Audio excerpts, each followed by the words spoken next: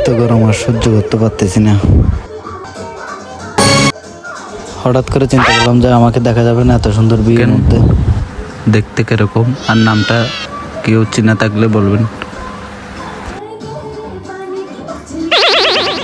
পরিবেশ, গাছ, ফুল বাগান, গাছ গোছানো, গরমে ফরন বাইরে আছে তো দেখতে জানে বলতেছে আমাকে একটু ভিডিও করে দাও। আমি 4-5 জানা আবার আমাকে একটা পিক তুলে দিল, খুব সুন্দর। সো গাইস, পরিবেশটা কেমন আপনারা বলবেন।